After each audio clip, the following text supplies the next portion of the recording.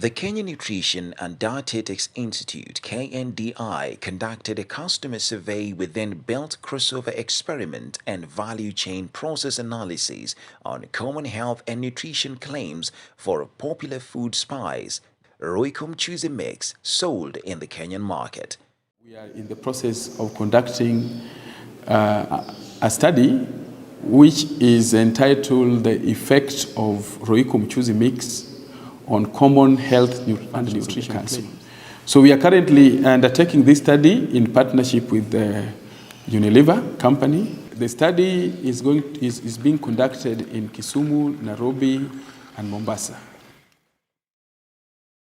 This is part of KNDI's statutory mandate as per the Nutritionists and Dietitians Act 18/2007 to actively participate in review of foods and food supplements under provisions of Section 6J, read together with Section 36(2) of Cap 253B.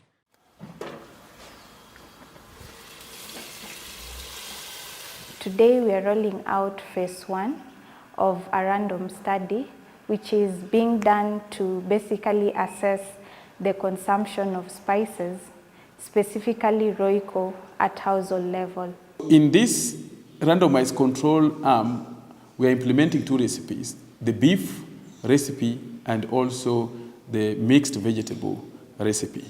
And from the 2 recipes, we shall be able to determine truly the hypothesis which tries to rule out the possibility of any adverse effect of Royco product on health outcomes of individuals. Yeah, that was just a brief to show exactly. The customer survey took into consideration demographic characteristics, medical history, consumption of spices, cooking preference, reasons for consumer doubt on the use of the product, health risks associated with the product, and case analysis by history of hyperacidity and stomach upset. The food testers were given questionnaires to assess the characteristics of this food like aroma and appearance, among other characteristics that were assessed. The questionnaires were then analyzed to come up with the most liked dish. A second recipe was then developed guided by the most liked dish. Then the dishes were then cooked guided by the second recipe. Finally, a standard recipe was formulated and rolled out to research assistants to use during the phase 2 of the random study. We are on our first day, phase 2 of vegetable recipe. I'm with my first household head. The study participants were drawn from households of Nairobi, Mombasa, and Kisumu cities within a period of 1 month. The sample size surpassed the minimum sample size of 385 households determined by Cochrane formula. The final sample size for the survey was 464 households distributed across the 3 cities. 57 trained interns randomly selected and gauged the study participants. Crossover experiment was conducted among 114 households across the study sites. We shall also be conducting a value chain analysis where we shall visit a Unilever factory just to see the process under which Royco goes along the value chain, and also around that process look at some of the key critical quality control aspects that would give proper assurance of the production on the production lines.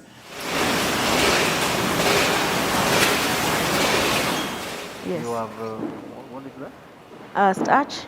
We do a lot of quality control checks. This is to just make sure that whatever we are putting into the end product is actually certified to be the best that we can get and actually meets our standards as per the consumer requirements and per our GMP requirements.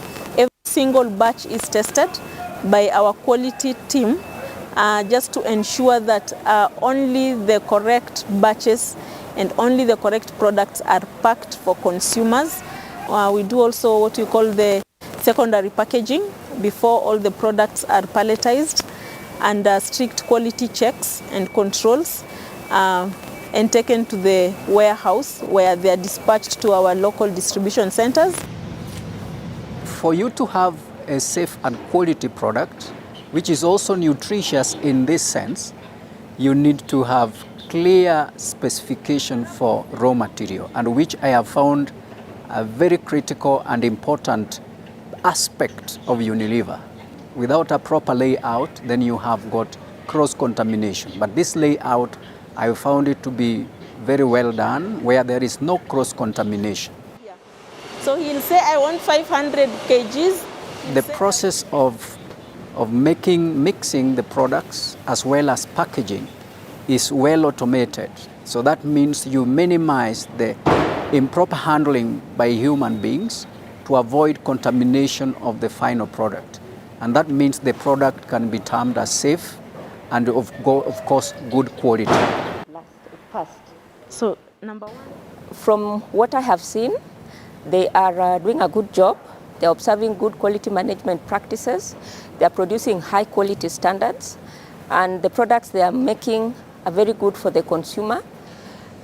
This is important for the survey because it is important to know that the products that they make are compliant with what they put on the label, because when you see the product on the label in the market, what is on the label summarizes, but also when you come back to the factory and see that what they are saying is compliant with what they do, then it makes us know that what the products that are in the market are good and safe for the consumer, and we can trust what they have put in the label. We have decided that what they produce and also what is on the shelf will be compared, and this will be sent to very highly accredited laboratories. The institute found Royco Mchuzi makes as a preferred food spice by 70% of the sampled population with minimal incidence of heartburn or hyperacidity, as has been alluded to in the public domain.